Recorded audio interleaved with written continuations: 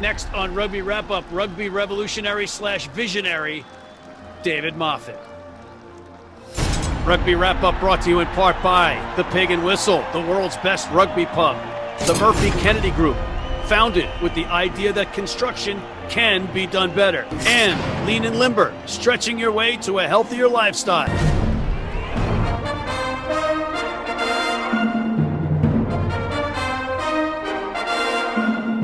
Hey everybody, and welcome back to Rugby Wrap-Up. Matt McCarthy in Midtown Manhattan, and we are talking global rugby once again out of New York City. And this time we have somebody that knows quite a bit about the global rugby game, Mr. David Moffet, calling in from New Zealand. David, welcome. Oh, well, thank you very much for having me. And I have to say, I've been looking forward to this because, I think your country represents a great opportunity for rugby, which they've not actually taken so far.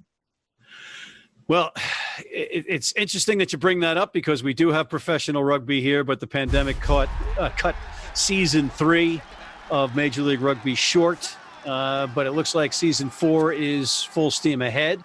But before we continue with your ideas for American rugby, let's talk about you a little bit. For the folks at home that don't know this, you're an Englishman by birth, spent some years growing up in Kenya, and then moved to Brisbane, and now we find you in New Zealand, yet you had stops along the way professionally in Wales and in Australia, and now you are not going off into the night. You are fighting to start a new code called Rugby Rules. Am I correct? Yes, that is correct, except for one thing I need to correct you on. I'm not an Englishman, I'm a Yorkshireman. And there's a major difference between the two. Please accept my apologies. I expect all Yorkshire folks to be sending their letters of discontent. So you've had an amazing career looking at your resume as far as rugby in the world goes, because, if you're lucky to get one job in this space of this game that we love, that's saying a lot. You've had some significant ones and in different codes. Starting in waste management before you transitioned into rugby, and when you transitioned into rugby, a couple of the things, and I'm not sure of the chronological order, but I'll guess, you were one of the architects of Super Rugby, and Sanzar, right? Sanzar and the onset of professional rugby. I think that was like 1996. Yep, 95 when we did the deal with Murdoch. Yep. 95, the deal with Murdoch. I was the CEO of New Zealand Rugby. And then just to sort of complete the picture, I went from New Zealand Rugby to the NRL, then to Sport England, and then to Welsh Rugby. And it's a matter of great pride, Matt, that I, in actual fact, have been the chief executive of two such great rugby nations in New Zealand and Wales. And I'm not sure whether that'll ever happen again, to be perfectly honest with you. It's happened with coaches, but certainly, with Henry and with Hansen, but, I'm not so sure about an administrator, and I'm very proud of that. Yeah, that you bring up a valid point. That's not something that you come across every day, nor are we likely to come across that again, just because of the way things are going in rugby in general. We talked a little bit off camera, and we mentioned a couple of times about the opportunity for a reset as per the pandemic that some nations or some unions are just not taking advantage of. And we'll get to that a little bit later, because I did my homework and checked out some of the stuff that you've been saying in articles and interviews, et cetera. But one thing I want to point out is when you became the chief executive of the Welsh Rugby Union, if I'm not mistaken, the union was in at least, 3.7 million pounds in debt. And when you left, there was a profit of about the same. Yep, that's right. But importantly, I'd been able to reschedule the debt with the banks and with British Telecom to the point where we got the debt down from about 72 million to 46 million pounds, and we had a plan to be able to repay that. Subsequent chief executives, a chief executive decided that they would actually pay off that debt when they had a whole lot of money, which I could never understand. And I think the clubs eventually got rid of that guy. But Yeah, no, it was interesting times in Wales because not only did we have the financial issues, we also had the situation where they felt they had enough players for 12 professional teams, which is quite bizarre, really, when you consider there was only 12 professional teams in the whole of the Southern Hemisphere. Yeah, you were the scoundrel that pared it down to what, 4? 4. And the region, you introduced the regional concept. Yes, absolutely. And then within 2 years, Wales had won their first Grand Slam in 27 years under Mike Ruddock. And they've continued to do really well. There was a comment by the new chairman of Australian Rugby that said, you know, you can't shrink yourself to greatness. Well, I took exception to that because Wales did. You know, we shrunk to greatness, and they're now back at, you know, in the top echelon of rugby playing nations. And I've got some views about the way they were allowed to play under Gatland, but, you know, we can perhaps do that another time.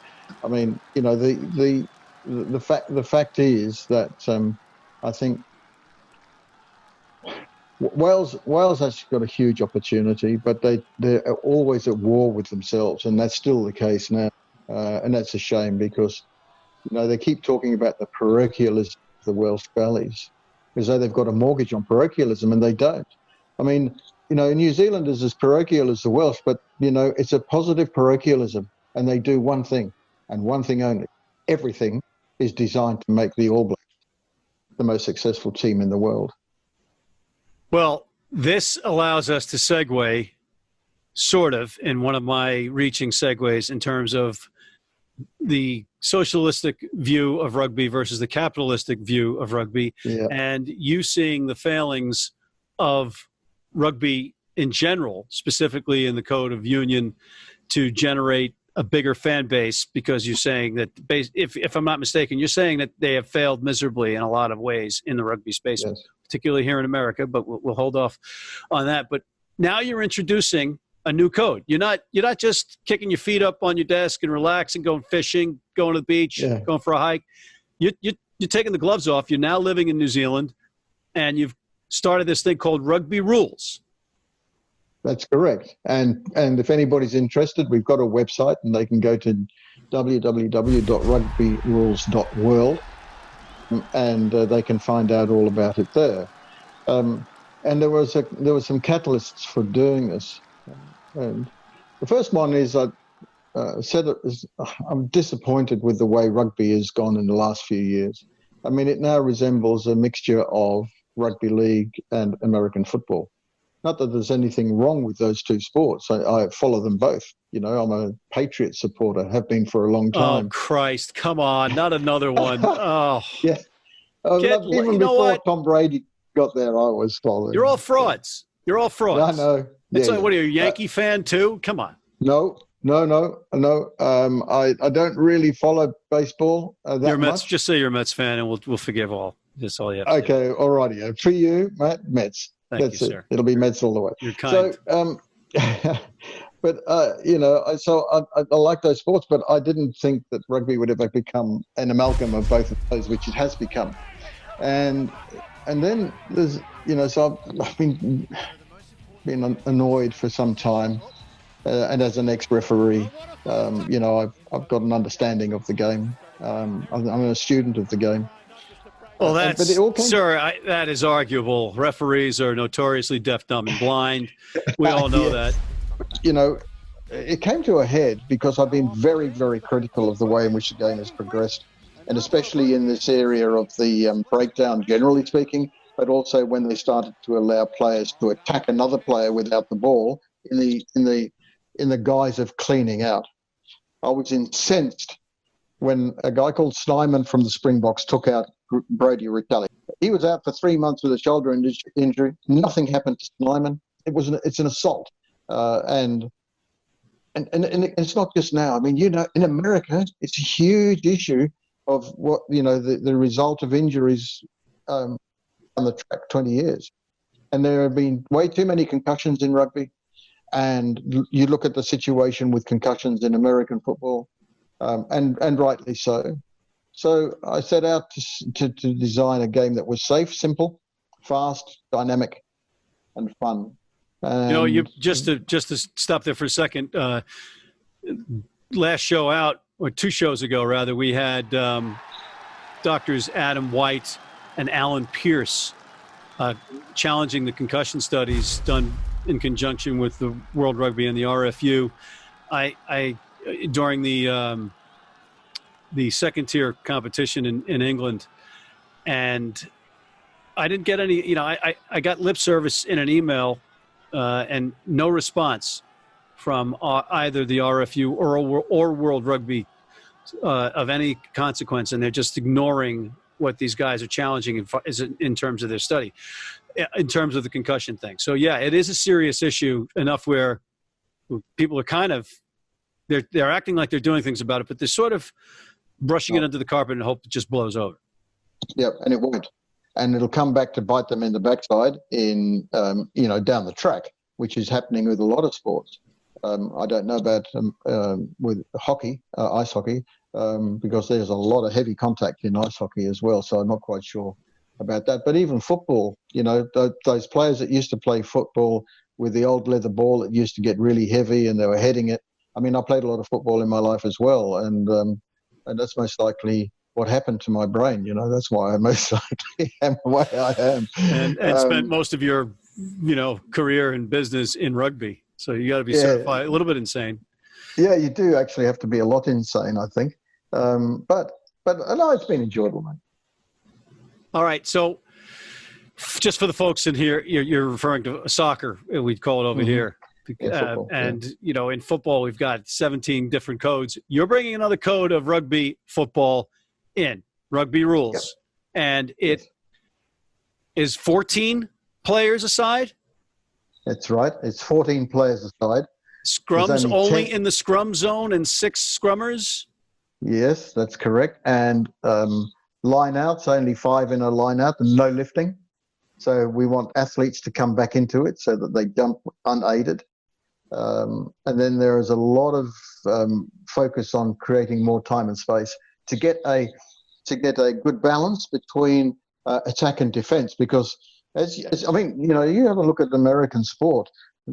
They had to change the rules of American sport to allow the attack to get the ball back because the defenses were so strong, and redressing that balance, I think, is important. We have a very innovative way of dealing with people that are sent off, black and white cards, which is quite innovative, not seen anywhere else in any other sport. Please explain. Okay, quickly, I'll try and do that. So if you get a black card, okay, so we're 14 each, right? 14 players.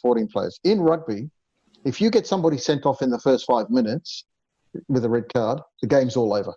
As a spectacle, as an interest, unless the other team Sam Warburton. Exactly. Take Sam Warburton, for example. So if the black-white card we had is so you give him a black card and he's off, and he stays off, right? But he can be replaced. He can be replaced by somebody from the reserves who's not already been replaced. So then you get back to 14 on 14. So then you say, well, what's the penalty? Well, here's the penalty, and this is what I think is very cute. We say that at the election of the non-offending team, so they can put this little card in their back pocket and use it when they want to, you can double your next score. Not the next score, double a score of your choosing. So if they were to kick a penalty, there's 2 points for a penalty, that would be worth 4 because they've then used their black card. If, however, and this is where the tactics come into it and the crowd can get involved in it as well, use your double. If I was a captain, I'd be saying, I'm not going to use it now. I'm going to stick it in my back pocket. I'm already printing the T-shirts. Yeah. Use your double. Use your double. Yeah. And when we score a try, ref, that's a double. So you've got 14 points instead of 4. Are these cards issued to each team prior, or are they earned as the game goes on? No, they're not. There's no earning of them. It's only if somebody gets sent off, right? Now you've just raised a bloody good point, mate. As to where they, that would be great in the American scene, wouldn't it? If you just sort of said, okay, each one of you have got one of these double cards, use it whenever you like. I hadn't thought of that, mate. You should be designing this game with that. Listen. Nobody asks me my opinion on these things, where I see them as plain as the nose on your face. And don't get me started on all the stuff over here. But anyway, this isn't about that. So then you can double that try. That could take you from being 7 points behind to 7 points in front. A white card, also you don't lose any players. The player that you give a white card to, which is for professional fouls, that sort of thing, you give them a white card, and immediately the non-offending team gets 3 points added to their score.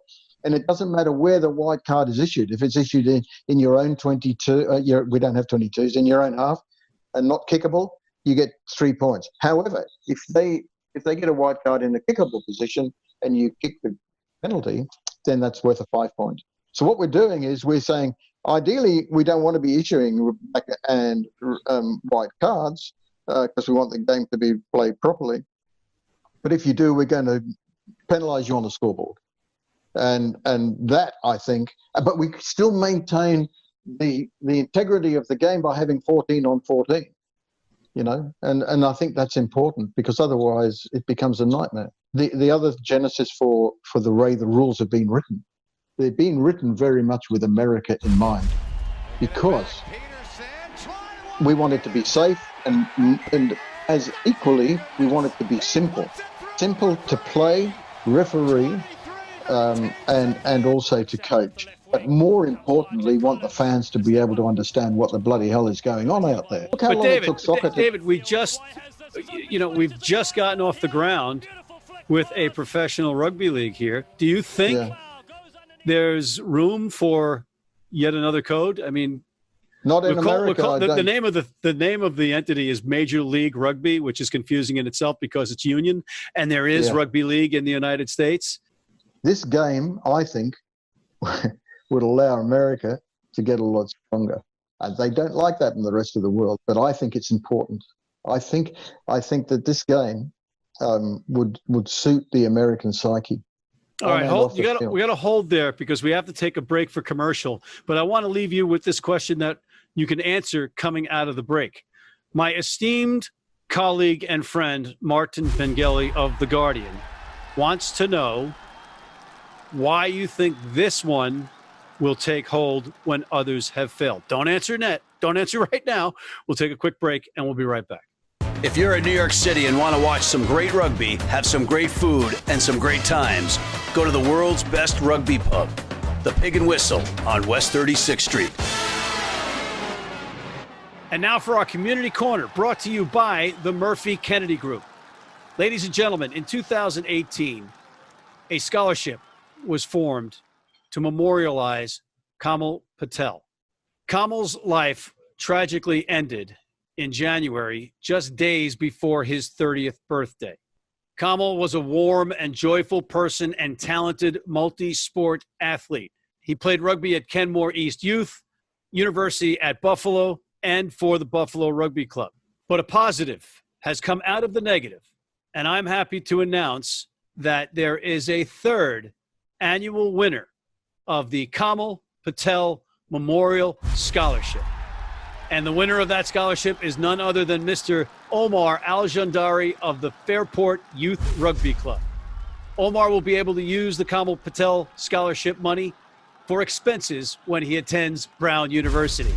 That's pretty cool. And Mr. Al-Jandari was nominated for the award by his coach, Joe Kirsch. Congratulations, Omar. I know that Kamal is smiling someplace. And there you have it.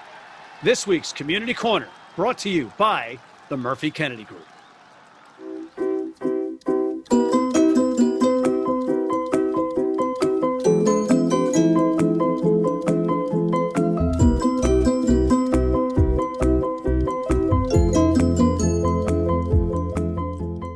And we are back with Mr. David Moffet. David, we left you with that cliffhanger from Martin Pengelly of The Guardian.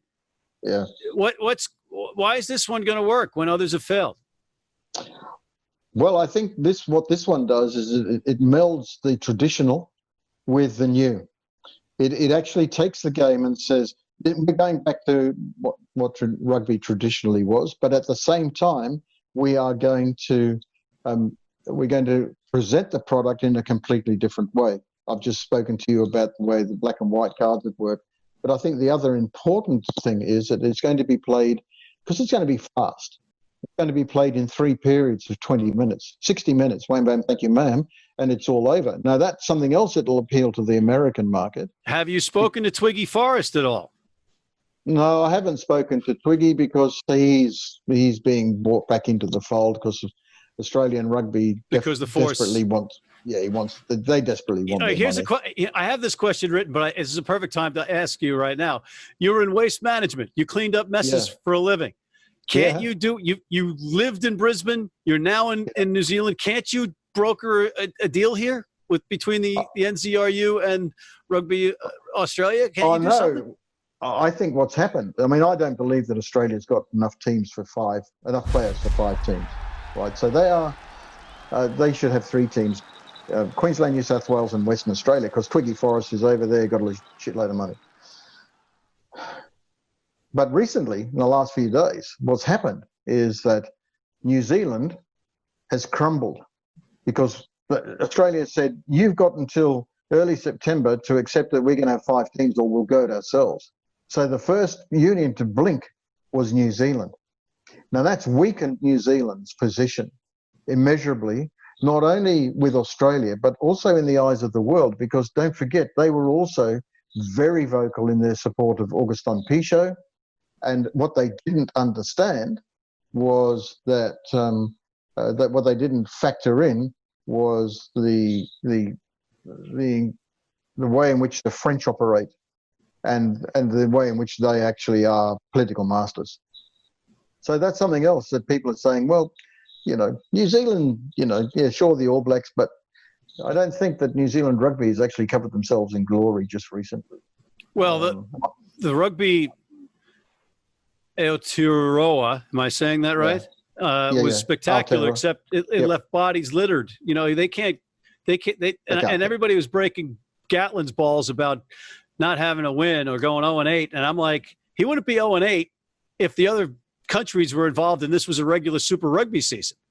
They're playing that's the problem. Best 0-8 team on the planet. Okay, so that's the weakness of Gatlin as a coach. When you have a look at his record with Wales, he's got a 55% win-loss record. His win-loss record against Southern Hemisphere teams is 25%. And that's increased because he won all of the games he ever played against Argentina.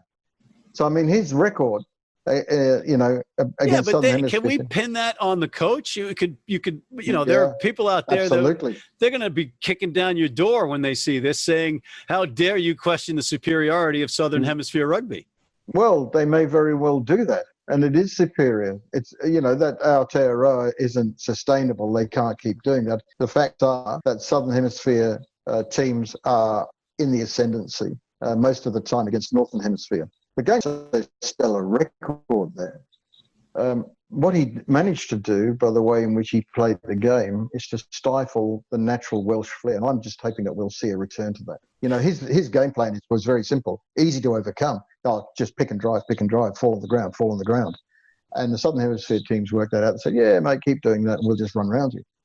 But he had the players there. So is it Warren Gatlin that drove you to form Rugby Rules? Is that because it sounds like you just got completely fed up with the game of rugby union as it is? Well, I think in terms of the way in which he dealt with the Welsh, I mean, I actually suggest that they go and hire him as coach. It made front page of the Western Mail. But I was very disappointed with what he did at Wales and how he stifled all that brilliant Welsh inventiveness. And hopefully they can get back to that, because I think that is what everybody wants to see. 3 20-minute periods. So 60 minutes of rugby, 6-man scrums. Yes. Playing the advantage. I saw some stuff there where it was not going to go on forever and it's totally referee's discretion. What else is unique? So there's no 22 meters. So you don't bring the ball out to 22 meters for a kick. So where is that scrum zone? Because you said we don't have scrum zone. The scrum zone is 10 meters in from the sidelines and 10 meters from the goal lines, right? And the reason for that is The scrum should be an attacking weapon, besides being used to restart play. And what we want to do is open up the blind sides, and give teams an opportunity to play with the ball, and to put pressure on the defence when you've got the ball. Are you going to bring in some, try to bring in some superstars, some other codes, or, like the Major League Rugby is bringing in some stars here? Are you going to bring in a Sonny Bill Williams, for instance, after he has his run with the Roosters? Definitely won't be Sonny Bill Williams, mate. That guy's always injured. Honestly, in the last few years, let's face it, Sonny Bill. Sir, are you sir? This is blasphemy. Yeah, it may very well be, but it's true. All you have to do is look at the facts. Sonny Bill Williams, at his height, was a fantastic rugby league player and reasonably good rugby. I never really rated him as high as a rugby union player as a rugby league player. But most of the time, he's injured. If you did some stats on the number of games that he didn't play, I think it would be very, very instructive. So are you saying that he's a fraud? Well, I don't know if I go that far, but he's not my favourite player. I can tell you that. And yet, you have a look at a guy like, even Warburton used to pick and choose when he played. But then the captaincy went to, what's his name, from the Ospreys. Phenomenal captain and a phenomenal player who wanted to play every single game, and it's those guys that get everybody excited. Let's face it. Wales was bitten by the injury bug often and hard at critical times, where that depth wasn't necessarily there. And how the hell is George North still playing rugby? Talk about concussion problems. Yeah, exactly. So they're not doing the right thing by players, and that's another issue. But let's face it, Sonny Bill's gone to the Roosters for one reason only, and that's for his marketing strength, I guess. But he hasn't played that game at that level for some time, so it'd be very interesting if he's not injured getting off the plane. You're not impressed by the run with the Toronto Wolfpack? Oh, mate. It's just, it's. I don't want to, No, so he's not coming to Rugby Rules, is what you're saying? Absolutely not. He'd be last on the list. But there are a lot of other players you'd love to see give it a go and see what they think.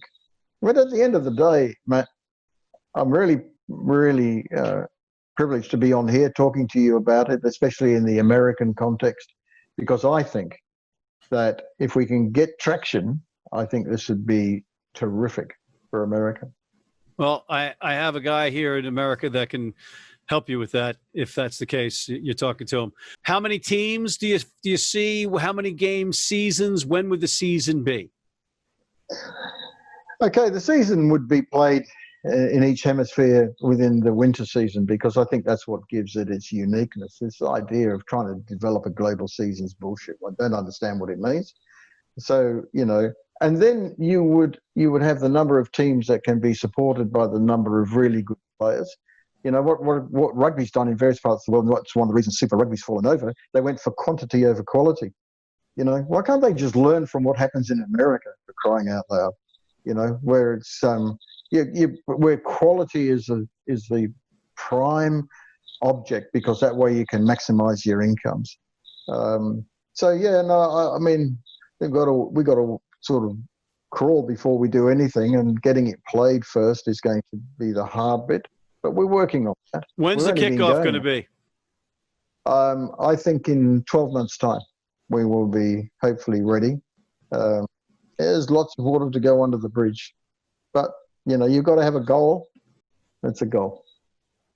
Well, I wish you the best of luck, and I thank you for coming on. It's been a pleasure, and I think that we're going to have to get you on again, and maybe with a couple other people that might want to ask you a couple of questions. It should be a fun show. But in the meantime, this has been great. I appreciate your effort coming on from New Zealand, and look forward to talking to you again. No problem. Thanks, mate. And on that note, on behalf of Mr. David Moffet, I'm Matt McCarthy for Rugby Wrap Up in Midtown Manhattan, signing off.